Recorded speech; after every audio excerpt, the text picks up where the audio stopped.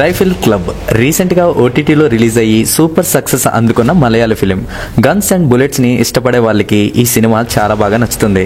కేరళలో ఉండే వయనాడ్లో ప్రశాంతంగా ఉన్న ఒక రైఫిల్ ట్రైనింగ్ క్లబ్ మీదకి ఒక ఆర్మ్స్ డీలర్ గ్రూప్ ఎందుకు అటాక్ చేయాల్సి వచ్చింది, అలాగే వాళ్ళ నుంచి తమ కుటుంబాన్ని ఎలా కాపాడుకున్నారు అన్నదే ఈ కథ. సో మరి ఇంకెందుకు ఆలస్యం, మూవీ ఇన్ డీటెయిల్ ఎక్స్ప్లెనేషన్ లోకి వెళ్ళిపోదాం. మూవీ స్టార్ట్ అవడమే ఒక పెద్ద ఆర్మ్స్ డీలర్ అయిన నానాజీ తన కొడుకు బర్త్డేని సెలబ్రేట్ చేస్తూ ఉంటాడు. తనకి 2 సింహాల లాంటి పిల్లలు ఉన్నారని గర్వంగా పార్టీలో ఉన్న వాళ్ళకి ఇంట్రడ్యూస్ చేస్తూ ఉంటాడు. అందులో మొదటి కొడుకైన బైరాని పిలవగానే వెంటనే తను నాన్న చెప్పిన మాట విని వెళ్ళి హక్ చేసుకుంటాడు. అలాగే తన రెండో కొడుకు అదే బర్త్డే బాయ్ బిచ్చుని పిలవగానే మనోడు వినడు, మళ్ళీ పిలుస్తాడు కానీ వినడు. అప్పుడు ఫెరారీ కార్ చూపించి రమ్మంటాడు. అయితే కుక్కలాగా వచ్చి దాన్ని తీసుకోమంటాడు. దానికి బిచ్చు ఏమాత్రం ఆలోచించకుండా కుక్కలాగా వచ్చి తీసుకుంటాడు. దీన్ని బట్టి బిచ్చుని ఒక మూర్ఖుల్లాగా ఆశపడితే ఏదైనా దక్కించుకునే వాళ్ళ చూపిస్తారు. తన కొడుకులంటే తనకి ఎంత ప్రేమో మనకి ఆ పార్టీ చూస్తే అర్థమవుతుంది. ఇదిలా ఉంటే అప్పుడప్పుడే గుర్తింపు వస్తున్న ఒక డ్యాన్స్ గ్రూప్ ఈ పార్టీలో సక్సెస్ఫుల్ డ్యాన్స్ షో ఇచ్చి మరిన్ని అవకాశాలు దక్కించుకుందాం అనుకుంటూ ఉంటారు. మరో పక్కన అదే పార్టీలో ఆర్మ్స్ డీల్ జరుగుతూ ఉంటుంది. నానాజీ న్యూ మోడర్న్ గన్స్ గురించి ఎక్స్ప్లెయిన్ చేస్తూ క్లయింట్స్ కి అమ్మే ప్రయత్నం చేస్తాడు. డీల్ చేస్తున్న టైంలో పెట్టెలో ఇరుక్కొని వేలు నలగ్గా రక్తం వస్తుంది. అది చూసి ఒక క్లయింట్ నవ్వుతాడు. నానాజీ దగ్గర చాలా జాగ్రత్తగా ఉండాలని, లేకపోతే పరిణామాలు చాలా తీవ్రంగా ఉంటాయని ఆ రక్తపు వేలిని డ్రింక్ లో మిక్స్ చేస్తూ తాగుతాడు. నానాజీ ఎంత క్రూయలో అనడానికి ఈ సిచ్యువేషన్ ఒక ఎగ్జాంపుల్. ఇదిలా ఉండగా ఆలీ ఇంకా నదియా వాళ్ళు డాన్స్ షో చాలా బాగా చేస్తారు. అలానే ఆలీ నదియా మధ్యలో ఏదో లవ్ ఉన్నట్టుగా మనకి చూపిస్తారు. ఓ పక్కన బాగా డ్రింక్ ఇంకా డ్రగ్స్ తీసుకుంటున్న బిచ్చు నదియా మీద కన్ను వేస్తాడు. డాన్స్ షో అయిపోయాక డ్రెస్సింగ్ రూమ్ లో నదియా ఇంకా ఆలీ ప్రేమతో మాట్లాడుతూ ఉండగా సడన్ గా అక్కడికి వస్తాడు బిచ్చు. మత్తులో ఉన్న బిచ్చు నదియా తనకి ముద్దివ్వాలని తనతో ఉండాలని ఫోర్స్ చేయడంతో అక్కడే ఉన్న ఆలీ అది తప్పని చెప్తాడు. అయినా మాట వినకపోవడంతో కోపంతో పొరపాటున ఒక తన్నుతాడు. బిల్డింగ్ పైనుంచి డస్ట్బిన్ లో పడిపోతాడు బిచ్చు. వెంటనే బిచ్చు అసిస్టెంట్ ని కూడా కొట్టి అక్కడి నుంచి తప్పించుకొని వెళ్ళిపోతారు. విషయం తెలుసుకున్న నానాజీ బిచ్చుని హాస్పిటల్కి తీసుకెళ్లమని చెప్పి బైరతో మాత్రం సీక్రెట్ గా ఏదో చెప్తాడు. కట్ చేస్తే కేరళలో రొమాంటిక్ హీరోగా గుర్తింపు తెచ్చుకున్న షాజహాన్ ఇల్లు చూపిస్తారు. అలాగే వాళ్ళ అమ్మ ఇంకా చెల్లి వాళ్ళు హీరో షాజహాన్కి వచ్చిన లవ్ లెటర్స్ ని చదువుతూ ఉంటారు. అయితే తన ప్రొడ్యూసర్ అయిన రాపాడి అప్పుడే ప్రచురించిన ఒక ఆర్టికల్ చదువుతూ ఉంటాడు. కొత్త కురవాడైన మమ్ముట్టి తన మూవీస్ కోసం కొంతకాలం అడవిలో ఉండి కథకు తగినట్టుగా తనని తాను మార్చుకొని ఒక గొప్ప నటుడిగా గుర్తింపు తెచ్చుకున్నాడని, కొంతమంది మాత్రం ఇంకా లవ్ స్టోరీస్ దగ్గరే ఉండిపోయారని, వాళ్ళు అదే పందా కొనసాగిస్తే ఇండస్ట్రీలో ఉండడం కష్టమని షాజహాన్ గురించే రాసినట్టుగా చెప్తాడు. ప్రొడ్యూసర్ అయిన రాపాడి రొమాంటిక్ ఫీలింగ్సే కాకుండా కొత్తగా కూడా మనం ట్రై చేయాలి అనగా దానికి నన్నేం చేయమంటావు అని షాజహాన్ అడుగుతాడు.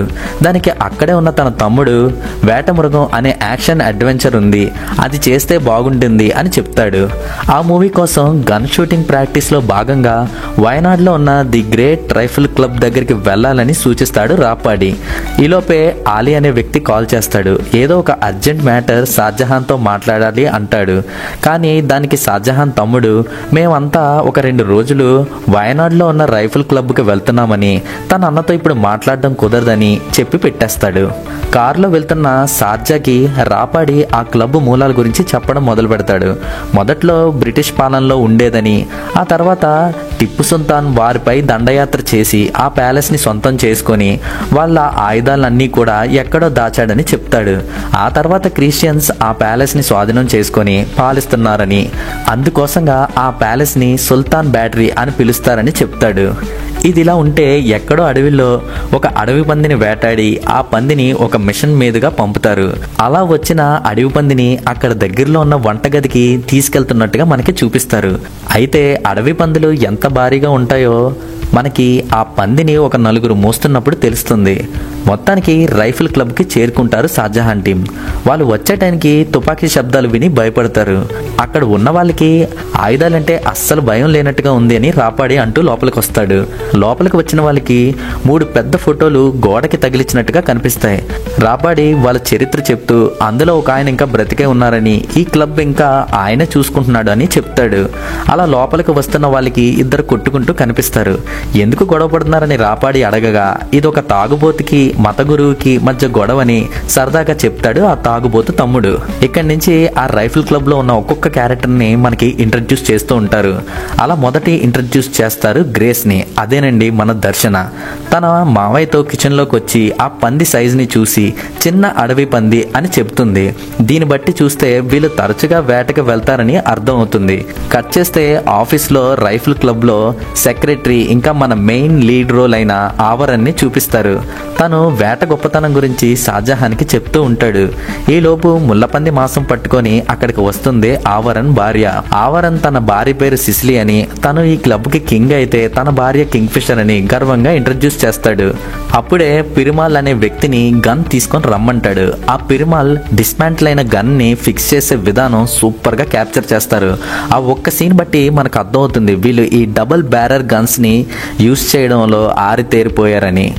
తొందరగానే ఆవరణ్కి అర్థం అవుతుంది షాజహాన్కి గన్ పట్టుకోవడం కూడా చేత కాదని. అప్పుడు రాపాడి ఆ గన్ విలువ ఎంత అని అడగగా దానికి బదులుగా ఆవరణ్ విలువ ఉంది కానీ అది కరెన్సీ కాదు అని చెప్తాడు. అది అర్థం కాకపోవడంతో ఆవరణ్ గన్స్కి సక్సెసెస్ మాత్రమే ఉంటారు, ఓనర్స్ ఉండరు అని అంటాడు. దాన్ని బట్టి వీళ్ళు గన్స్ని ప్రేమించడమే కాదు పూజిస్తారని కూడా మనకి అర్థమవుతుంది. ఆ తర్వాత ఆయుధశాల చూపిస్తాడు. అప్పుడే గోజో అనే ఇంకో క్యారెక్టర్ని ఇంట్రడ్యూస్ చేస్తాడు. తను బ్రిటిష్ వాళ్ళ దగ్గర నుంచి ఆక్రమించుకున్న ఆ వాల్ట్ని కూడా చూపించమని వెటకారంగా అంటాడు గోజో. దాన్ని బట్టి ఆ ప్యాలెస్ లోనే వాల్ట్ ఉన్నట్టుగా, అంతేకాక అది చాలా తక్కువ మంది మాత్రమే చూసినట్టుగా మనకి చూపిస్తారు. అప్పుడే కిచెన్ నుంచి వస్తున్న వాళ్ళని షార్జాకి ఇంట్రడ్యూస్ చేస్తాడు ఆవరణ్. వీల్ చైర్లో ఉన్నది one of the club founder Lolappan అని, మీరు ఆ గోడ మీద చూసిన ఫోటోల్లో ఒక ఫోటో ఇతందేనని చెప్తాడు. గ్రేస్ తన చెల్లని, అలాగే ఆర్మరీలో తనతో వెటకారం వాడిన వ్యక్తే లోలాపన్ కొడుకు, అంతేకాక గ్రేస్ భర్త గోజో అని చెప్తారు. లోలాపన్ కూడా మంచి షూటర్ అని, వేటకు వెళ్ళినప్పుడు పంది దాడి చేయడంతో కాళ్ళు పోగొట్టుకున్నానని చెప్తాడు. బయట మరోపక్క డబుల్ ట్రాప్ జరుగుతూ ఉంటుంది. అంటే ఉత్తికుండని గాల్లోకి ఎగరవేసి కాల్చుతూ ఉంటారు. మీరు ఇలా కాల్చరా అని షాజహాన్ ఆవరణ్ని అడగ్గా తను రాత్రి వేటకు వెళ్తానని, అలాగే తనను తీసుకువెళ్తానని, అప్పుడు బిగ్ గేమ్ అంటే ఏంటో చూపిస్తానని వెటకారంగా చెప్తాడు. ఈలోగా గోజో డబుల్ ట్రాప్ ట్రై చేస్తాడు. ఒక్కకుండానే కాల్చగలుగుతాడు. అక్కడున్న అందరూ కూడా డిసప్పాయింట్ అవుతారు. అలాగే అదేదో చిన్నపిల్లల ఆటలాగా చూస్తూ ఉంటారు అందరూ. ఇది ఇలా ఉండగా మరికొన్ని క్యారెక్టర్స్ ని ఇంట్రడ్యూస్ చేస్తూ ఉంటాడు ఆవరణ్. కొంతమందిని చూపించి అంతా ఒకే ఫ్యామిలీ అని, వీళ్ళందరూ కూడా హంటర్ మైండ్ ఉన్న వాళ్ళని గొప్పగా చెప్తాడు. అలాగే ముందు బార్లో గొడవ పడ్డ కోషే లాయర్ ఇంకా వాళ్ళ బ్రదర్ గురించి కూడా చెప్తాడు. అప్పుడే ఈ క్లబ్కి ముగ్గురు ఫౌండర్స్లో ఒక్కడైన కోచెస్ సేఫ్ పెద్ద కూతుర్ని ఇంట్రడ్యూస్ చేస్తాడు ఆవరణ్. తనే Vani Viswanathan, one of the lead ఈ మూవీకి. నాకంటే పెద్ద షూటర్ అని ఆవరణ్ తనని చెప్తూ ఇంట్రడ్యూస్ చేస్తాడు. అప్పుడే డబుల్ ట్రాప్ షూటింగ్ లో భాగంగా వాణి 2 కుండల్ని మిస్ అవ్వకుండా కాల్చేస్తుంది. అదే టైంలో తన ఎక్స్ హస్బెండ్ ని కూడా చూపిస్తారు. తను ఒక డాక్టర్. తను ఎక్స్ హస్బెండ్ అయినప్పటికీ రైఫిల్ క్లబ్ మెంబర్ అవడం వల్ల అక్కడ ఉంటాడు. ఆ తర్వాత ఇంటిల్లపాది పార్టీ చేసుకుంటారు. అలాగే షాజహాన్కి రైఫిల్ క్లబ్లో మెంబర్షిప్ కూడా ఇస్తారు. ఆ పార్టీలో మనకు అర్థమయ్యేది ఏంటంటే వీళ్ళందరూ డిఫరెంట్ ఫ్యామిలీస్ అయినప్పటికీ రైఫిల్ క్లబ్ మెంబర్స్ అవడం వల్ల అందరూ ఒకే ఫ్యామిలీలా మనకి చూపిస్తారు. పార్టీ అయ్యే టైంకి రైఫిల్ క్లబ్ బయట ఆలీ ఇంకా నదియా కారు దిగి లోపలికి వస్తూ ఉంటారు. ఇదే ఈ మూవీలో కాన్ఫ్లిక్ట్ పాయింట్. వీళ్ళు లేచిపోయి వచ్చామని తమకి సహాయం చేయమని షాజహాన్ కోరుతారు. అయితే తాము ఏమీ చేయలేమని చెప్తుండగా ఆవరణ్ అక్కడికి వస్తాడు. విషయం అర్థం చేసుకున్న ఆవరణ్ తమది కూడా ప్రేమ పెళ్ళే అని కొన్ని రోజులు ఇక్కడే ఉండమని చెప్పి షాజహాన్ని మాత్రం వేటకి తీసుకొని వెళ్ళిపోతాడు. అలాగే తన తమ్ముడు కూడా తన అన్నతో పాటుగా వస్తానని చెప్తాడు. ఇంతలో మనకి బైరా ఆలీ వాళ్ళని వెంటబడుతూ ఆల్రెడీ వయనాడు వచ్చినట్టుగా చూపిస్తారు. వేటకు వెళ్తున్న ఆవరణ్ మీద గోజో జోకులు వేస్తూ ఉంటాడు. దానికి తిరిగి ఆవరణ్ కూడా రెస్పాండ్ అవుతూ ఉంటాడు. వీళ్ళ మధ్య ఎప్పుడు కూడా ఈ ఆధిపత్య పోరు ఉన్నట్టుగా మనకి చూపిస్తూ ఉంటారు. ఒక పక్క అడవిలో వేట కోసం తిరుగుతున్న ఆవరణ్ గ్యాంగ్, అలాగే మరో పక్క రోజులాగే ఇంటి సభ్యులందరూ పార్టీ చేసుకుంటూ హ్యాపీగా ఉంటారు. మధ్యలో సిగరెట్ తాగడానికి బయటకు వస్తారు వాణి ఇంకా తన ఫ్రెండ్. అప్పుడు ఒక కారు బయట వచ్చి ఆగడం చూస్తారు. ఎవరని చూడగా బైరా లోపలికి వస్తూ ఉంటాడు. నువ్వు ఎవరని అడగగా ఇక్కడ మగవాళ్ళు లేరా అని పొగరగా అడుగుతాడు అంటాడు బైరా. దానికి వాణి నేను మగవాడినంటే నమ్ముతావా అని గన్ చూపిస్తుంది. ఆ సీన్ అయితే ఒక బెస్ట్ ఫేస్ ఆఫ్ సీన్ అని చెప్పాలి. బయటికి వెళ్ళిన బైరా హాస్పిటల్లో ఉన్న నానాజీకి ఫోన్ చేసి తన తమ్ముడిని చంపిన వాళ్ళు ఈ ఇంట్లోనే ఉన్నారని, సో ఇదొక స్పోర్ట్స్ క్లబ్ అని, వీళ్ళందరినీ చంపేస్తానని కోపంతో అంటాడు. నానాజీ తను వచ్చేదాకా ఆగమని చెప్తాడు. అయితే ఇంతలో ట్రీట్మెంట్ తీసుకుంటున్న తన తమ్ముడు చనిపోయాడని తెలుసుకున్న బైరా ఇంకా తన తండ్రి మాట కూడా వినకూడదు అనుకుంటాడు. దాడి చేయడానికి రెడీ అయిపోతాడు. అప్పుడు దాకా ఒక కామిక్ మోడ్లో ఉన్న ఈ మూవీ సీరియస్ ఫేస్లోకి టర్న్ అవుతుంది. ఇదేమీ తెలియని ఆవరణ్ అడవిలో షాజహాన్కి షూటింగ్ నేర్పిస్తూ ఉంటాడు. బార్ రూమ్లో అందరికీ వచ్చిన వాళ్ళు ఆ జంట కోసమే వచ్చారని అర్థం చేసుకుంటారు. వస్తే రాని చూసుకుందాం అన్నట్టుగా ఉంటారు.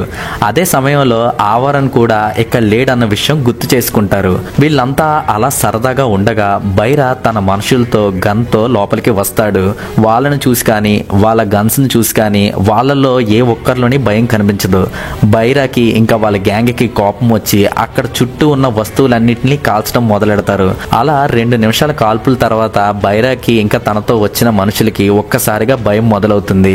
అంత కాల్పులు జరిపినప్పటికీ కూడా ఒక్కల మొహంలో కూడా భయం కనిపించదు. వాళ్ళు ఉన్న పొజిషన్స్ కూడా మారవు. అసలు ఏమీ జరగనట్టుగా చూస్తూ ఉంటారు. అది చూసి బైరాకి చెమటలు పడతాయి. అప్పుడే ఆలీ ఇంకా నదియా అక్కడికి రావడం చూసిన బైరా వాళ్ళ మనుషులు ఆ వైపుగా తిరుగుతారు. అంతే, రెప్పపాట్లో వాళ్ళందరినీ రైఫిల్ క్లబ్ మెంబర్స్ కాల్చేస్తారు. ఏమైనా సీనా అనిపిస్తుంది ఈ సీన్ మాత్రం. లోపల వాళ్ళు తెచ్చిన గన్ చూసిన లోలపన్ మరికొంతమంది ఇక్కడికి వస్తారనే విషయం అర్థం చేసుకుంటాడు. అలాగే ఆవారాన్ని తిరిగి రమ్మనాలని సంకేతం పంపమని సిసిలీకి చెప్తాడు. అయితే ఆ సంకేతం చూసి సరదాగా కాల్చారనుకొని పెద్దగా పట్టించుకోడు ఆవారన్. అలాగే అక్కడ పులి కూడా ఉందని ఆవరణ్ అర్థం చేసుకుంటాడు. మరోపక్క నానాజీ అక్కడికి వస్తాడు. విషయం మొత్తం తెలుసుకొని బాధగా ప్యాలెస్ వైపుగా వస్తూ ఉంటాడు. ఎవరిని చంపే ఉద్దేశంతో కాల్చినప్పటికీ బైరాకి పెద్ద గాయం అవుతుంది. కుట్లేసి కాపాడదాం అనుకుంటారు, కానీ బైరా మొండిగా ఉంటాడు. ఇంతలో తన కొడుకుని తనకు అప్పచెప్పాలని నానాజీ వచ్చి అడుగుతుండగా గాయాలతో ఉన్న తన కొడుకుని చూసి బాధపడి తనని తీసుకొని వెళ్ళిపోతాడు. సిగ్నల్కి రియాక్ట్ అవ్వని ఆవరణకి ప్యాలెస్లో పరిస్థితి ఇంకా సీరియస్ అవ్వబోతుందని అర్థం చేసుకుని సిసిలి తన పెంపుడి వేటకుక్కకి సమాచారం పెట్టి పంపుతుంది. సమాచారం అందచేయడానికి వచ్చిన వేటకుక్కని పులి చంపేస్తుంది. అయినప్పటికీ సమాచారం మాత్రం ఆవరణకి చేరుతుంది. ఆ సమాచారంలో ప్యాలెస్ అండర్ అటాక్ అని ఉండడం చూసి ఒక్కసారిగా ప్యాలెస్ వైపుకి పరుగులు పెడతారు. మరోపక్క బైరా చనిపోతాడు. ఇంకా నానాజీ కోపంతో ఆ రైఫిల్ క్లబ్లో ఉన్న ఎవరిని ప్రాణాలతో వదలకూడదని ఇంకా అనుకుంటాడు. పరిస్థితి అర్థం చేసుకున్న ప్యాలెస్లో వాళ్ళు పిల్లల్ని అమ్మాయిల్ని ముందుగా లాయర్తో పంపేస్తారు. మిగతా వాళ్ళు రాబోయే దాడికి సిద్ధంగా ఉంటారు. దారిలో వెళ్తున్న లాయర్కి నానాజీ గ్యాంగ్ ఎదురుపడగా తను చెప్పినట్టుగా ఎవరికి ఏమీ కాకుండా త్రుటిలో తప్పించుకొని అందరినీ వేరే చోటకి తీసుకెళ్లిపోతాడు లాయర్. ఇంకా చూసుకోండి, ఆ ప్యాలెస్ మీదకి మోడర్న్ వెపన్స్తో నానాజీ మనుషులు కాల్పులు మొదలు పెట్టగా ప్యాలెస్ ఇంకా ఫ్యామిలీని కాపాడుకోవడానికి రైఫిల్ క్లబ్ వాళ్ళు కూడా రైఫిల్స్తో తిరిగి దాడి చేయడం మొదలు పెడతారు. 2 పక్కల నుంచి బుల్లెట్స్ వర్షం కురుస్తూ ఉంటుంది. అయితే నానాజీ దగ్గర ఉన్న మనుషుల్లో ఒక స్నైపర్ ఉంటాడు. దూరం నుంచే రైఫిల్ మెంబర్స్లో ఒకరిని కాల్చేస్తాడు. అప్పుడే గోజోకి వచ్చిన వాళ్ళని ఎదుర్కోలేమని అర్థమవుతుంది. కాబట్టి వాళ్లో బ్రిటిష్ వాళ్ళు ఆయుధాలు దాచాం కదా, వాటిని వాడదాం అని అనగా ఆ తాళం ఆవరణ దగ్గర ఉందని చెప్తాడు లోలపన్. ఆ మాటకి గోజోకి కోపం వస్తుంది. అయితే ఈలోపు బాంబులు వేయమని కూటప్పన్కి చెప్తాడు లోలపన్. అయితే బాంబుని కూడా స్నైపర్ కాల్చడంతో కూటప్పన్కి కూడా బాగా గాయాలవుతాయి. అది చూసిన గోజో బలవంతంగా అయిన వాల్ట్ని తెరవడం కోసం ఒక సిలిండర్ని తీసుకెళ్లి దాన్ని పేల్చి మరీ వాల్ట్ని ఓపెన్ చేస్తాడు. అయితే గోజోకి లోపల ఏమీ లేవు అన్న విషయం అర్థమవుతుంది. కోపంతో తన తండ్రికి గురిపెట్టి నిజం చెప్పమనగా ఇన్స్పెక్షన్ అవుతుందని వేరే చోటికి ఆయుధాలను మార్చామని చెప్తాడు. అది విన్న గోజో మనందరం చావడం ఖాయమని చెప్పి కోపంగా వెళ్ళిపోతాడు. బయట ఉన్న నానాజీ గుండాలు కొంచెం కొంచెంగా ముందుకు వస్తుంటారు. ఆ టైంలో పందిని పంపించే మిషన్కి వేలాడుతూ కరెక్ట్ టైంకి వస్తారు ఆవరణ్ గ్యాంగ్. రావడం స్నైపర్తో మొదలుపెట్టి అందరినీ కాల్చిపడేస్తారు. బయట ఉన్న నానాజీ బ్యాకప్ ట్రూప్స్ గురించి ఎదురు చూస్తూ ఉండగా ప్యాలెస్లో ఉన్న వాళ్ళు మరో దాడికి సిద్ధం అవుతారు. కాకపోతే 45 బుల్లెట్స్ మాత్రమే మిగిలి ఉంటాయి. అయితే మనం ఎంత గొప్ప హంటర్స్ అనేది ఈ బుల్లెట్స్ని మనం ఎలా వినియోగించామో అన్న దాన్ని బట్టి ఉంటుందని లోలపన్ చెప్పగా అందరూ తమ ప్రతిభను పరీక్షించుకోవాలని అనుకుంటారు. ఉంటారు. ప్లాన్లు, పొజిషన్స్ అన్ని డిస్కషన్స్ చేసుకొని వాళ్ళ దగ్గర ఉన్న రైఫిల్స్తో రెడీగా ఉంటారు. అయితే వాళ్ళు అనుకున్నట్టుగా ఫస్ట్ బైకర్ గ్యాంగ్ లోపలికి వస్తాయి. అయితే వాళ్ళని ఎలాగోలా చంపేస్తారు. ఆడపడుచులు బుల్లెట్స్ని షేర్ చేసుకుంటూ వేటాడే సీన్ వాళ్ళ ఫ్యామిలీ మొత్తానికి హంటింగ్ మీద ఇంకా గన్స్ మీద ఉన్న ఇష్టాన్ని తెలియజేస్తాయి. ఒక్కళ్ళు కూడా భయం అన్నది అస్సలు కనబడదు. అక్కడున్న వాళ్ళని ఒక లెజెండరీ షూటర్స్ అన్నట్టుగా మనకి ప్రతి సీన్లోని చూపిస్తారు. అన్ని వావ్ సీన్స్ అనే చెప్పాలి. ఈలోపే ఒక షార్ప్ బైకర్ షూటర్ లోపలికి వచ్చి మెషిన్ గన్తో షూటింగ్ విధ్వంసం సృష్టిస్తాడు. ఈ దాడిలో ఆవరణ చేతి మీద ఇంకా లోలపన్ కాల్ మీద గాయాలవుతాయి. అయితే లోలపన్ కాల్ చచ్చిపోవడంతో తనకి ఏమీ కాదు. అలాగే సినిమాలోనే కాకుండా రియల్ వరల్డ్ లో కూడా తన హీరోని ప్రూవ్ చేసుకుంటాడు షాజహాన్ కొంతమందిని కొట్టి. ఇంకా ఫైనల్ షోడౌన్ నానాజీ తన గ్యాంగ్ మొత్తంతో లోపలికి వస్తాడు. వచ్చిన వాడు క్లబ్ మెంబర్స్ ఫొటోస్ దగ్గర ఉచ్చపోస్తాడు. ఆవరన్ నానాజీకి ఛాన్స్ ఇచ్చి వెళ్ళిపోమంటాడు. కానీ నానాజీ వినడు. అయితే మిగిలిన గూండాలని కూడా ఒక్కొక్కలుగా రైఫిల్ గ్యాంగ్ వాళ్ళు చంపేస్తారు. నానాజీతో ఉన్న వాడిని కూడా గోజో రికోషెట్ షాట్తో చంపేస్తాడు. అయితే ఇంకా నానాజీ ఒక్కడే మిగులుతాడు. ఇల్లంతా తిరుగుతున్న నానాజీకి ఒక్కరు కూడా కనిపించరు. అలా బయటకు వచ్చిన నానాజీ షాక్ అవుతాడు. ఫ్యామిలీ అంతా రైఫిల్స్తో తనని ఎయిమ్ చేసి ఉంటారు. తన పని అయిపోయిందని తెలుసుకున్న నానాజీ గన్ ట్రిగ్గర్ నొక్కేలోపే అందరూ నానాజీ మీదకి బుల్లెట్స్ వర్షం కురిపిస్తారు. అంతే, తను పోసిన యూరిన్లో తనే చనిపోతాడు. ఇది రైఫిల్ క్లబ్ పూర్తి కథ. మీకు నా ఎక్స్ప్లెనేషన్ నచ్చితే please do support our channel. Thank you, bye bye and see you again.